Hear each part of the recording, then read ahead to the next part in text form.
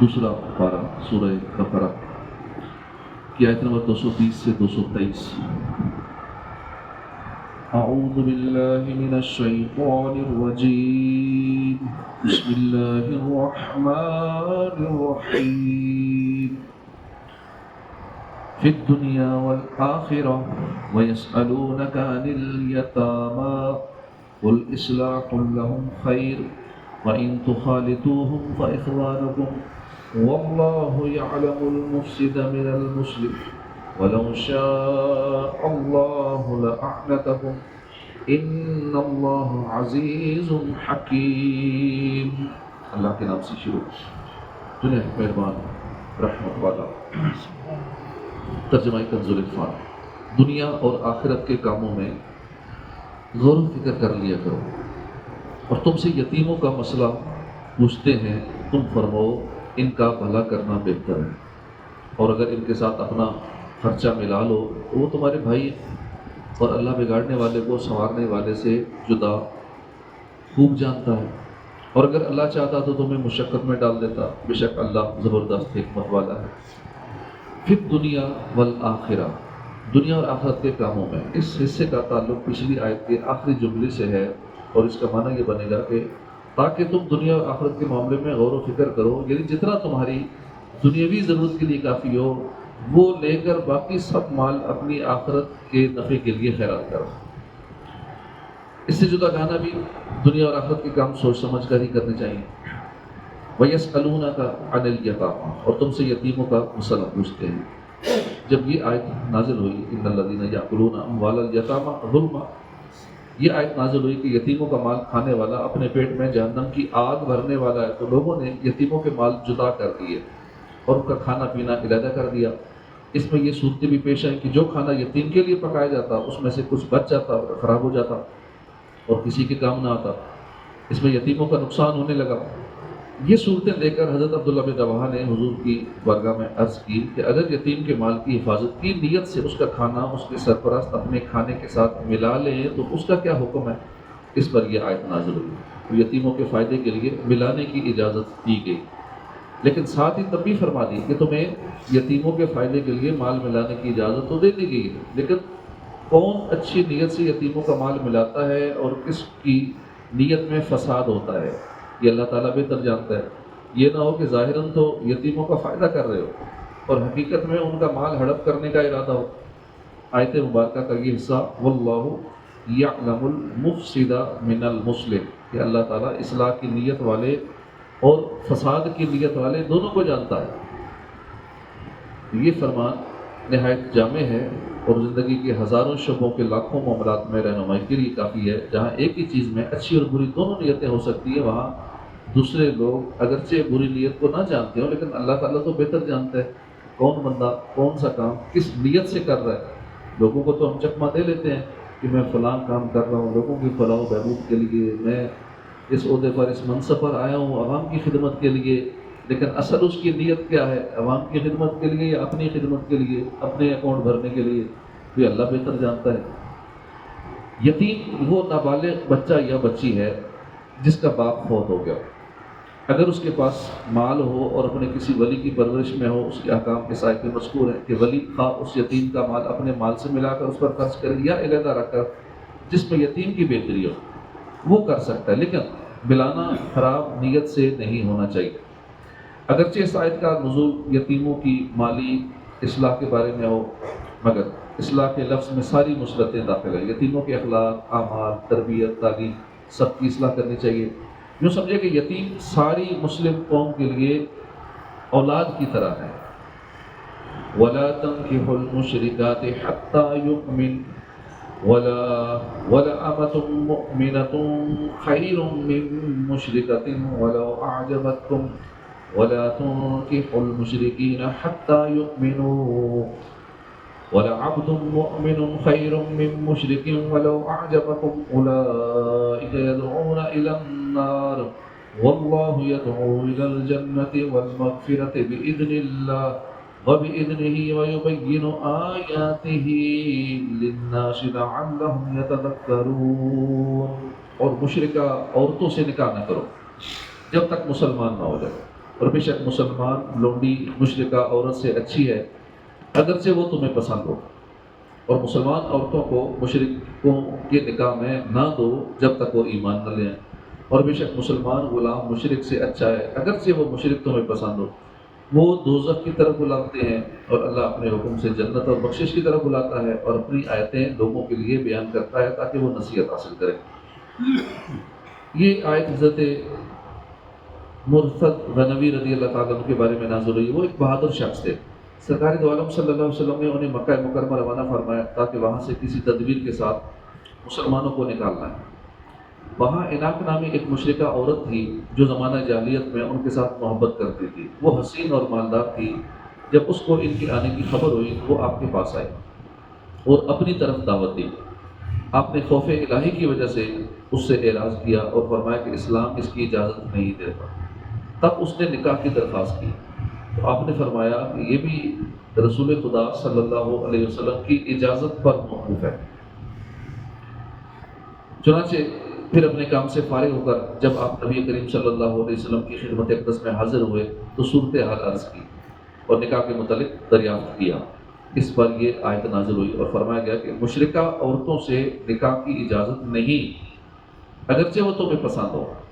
البتہ یہ یاد رہے کہ اہل کتاب یعنی یہودی عیسائی عورت سے نکاح کی اجازت ہے۔ اس کی تفصیل سورہ مائدہ کی آیت نمبر 5 میں آئی۔ وَلَأَمَةٌ مُؤْمِنَةٌ خَيْرٌ مِّن مُشْرِكَةٍ، اور بے شک مسلمان لونڈی مشرکہ عورت سے اچھی ہے۔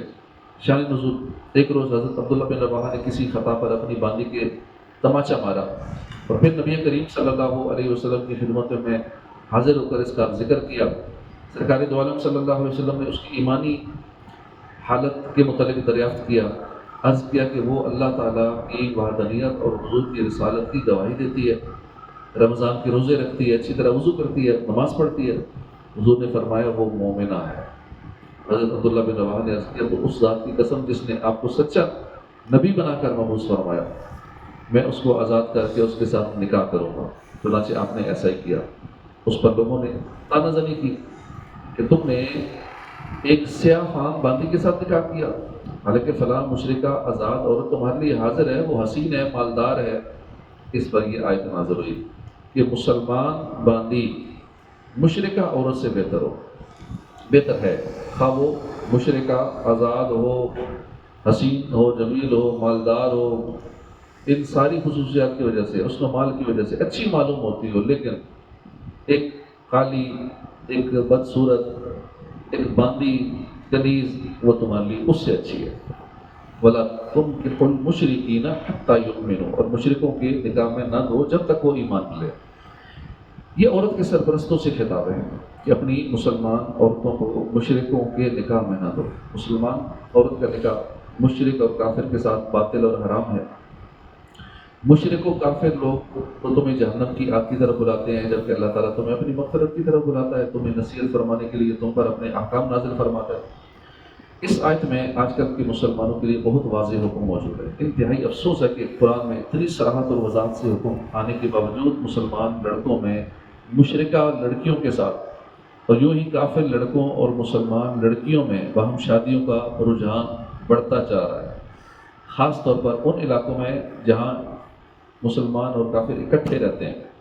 وہاں پہ مسلمان بڑے پریشان ہیں کہ مسلمانوں کے بچے کافروں سے شادیاں کر لیتے ہیں، بس ان کو ماحول ایسا ملا ہوا ہے، تربیت گھریلو جس طرح ہونی چاہیے وہ نہیں ہے، اس کا نتیجہ پھر یہ نکلتا ہے مغربی طرز زندگی نیز لڑکوں اور لڑکیوں کی جو کو ایجوکیشن ہے، محدود تعلیم سے جہاں اور تباہیاں مچی ہوئی ہیں تو وہاں یہ بھی نقصان ہو رہا ہے اور بے حیائی کا طوفان امڑ آئے۔ وہیں باہم ایسی حرام شادیوں کے ذریعے زندگی بھر کی بدکاری کے سلسلے بھی جاری و ساری ہیں۔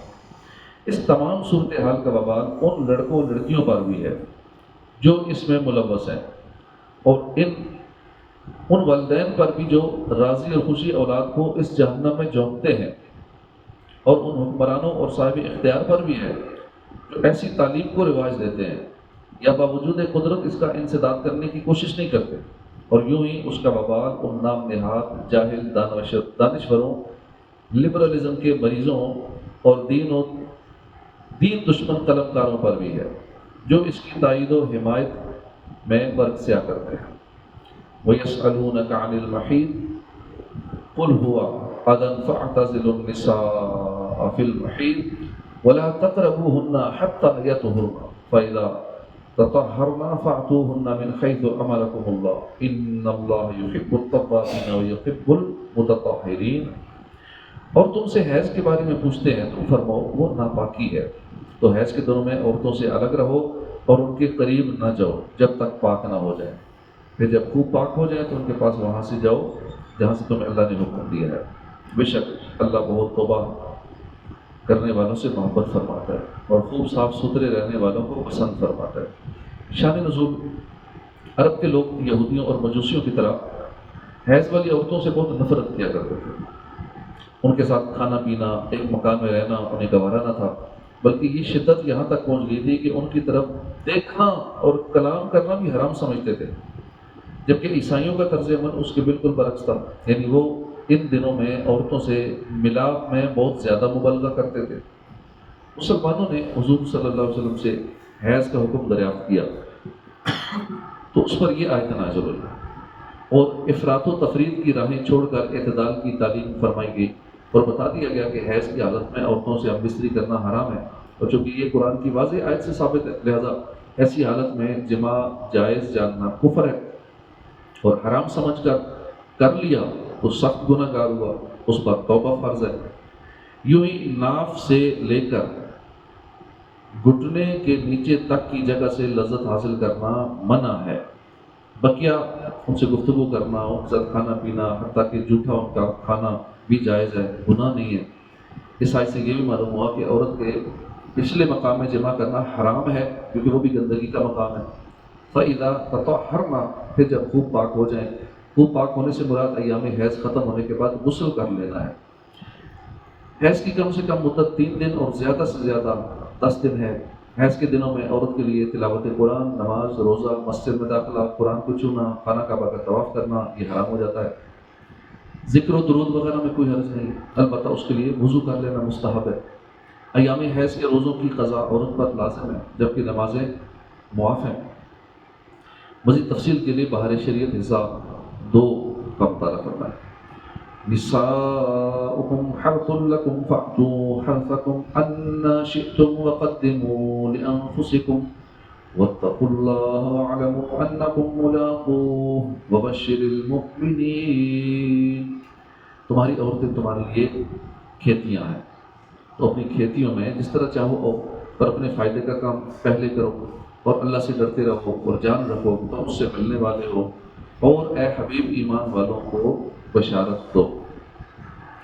عورتوں سے متعلق فرمایا کہ وہ تمہاری کھیتیاں ہیں، یعنی عورتوں کی قربت سے نسل حاصل کرنے کا ارادہ کرو، نہ کہ صرف اپنی خواہش پوری کرنے کا. نیز عورت سے ہر طرح ہم بستری جائز ہے، لیٹ کر، بیٹھ کر، کھڑے کھڑے، بشرطے کہ صحبت اگلے مقام میں ہو، کیونکہ یہی راستہ کھیتی یعنی اولاد کا ثمرہ حاصل کرنے کا ہے. وَقَدِّمُوا لِأَنفُسِكُمْ، اور اپنے بھلے کا کام پہلے کرو. اس سے مراد ہے کہ اعمال صالحہ کرو یا جماع سے قبل بسم اللہ پڑھو. نیز بیویوں میں مشغول ہو کر عبادات سے غافل نہ ہو جاؤ.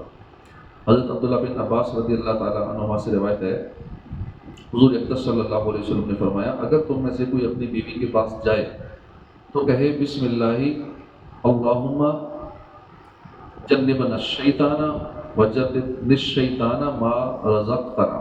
اللہ کے نام کے ساتھ، اے اللہ ہمیں شیطان سے محفوظ رکھنا اور اس کو بھی شیطان سے محفوظ رکھنا جو تو ہمیں عطا فرمائے.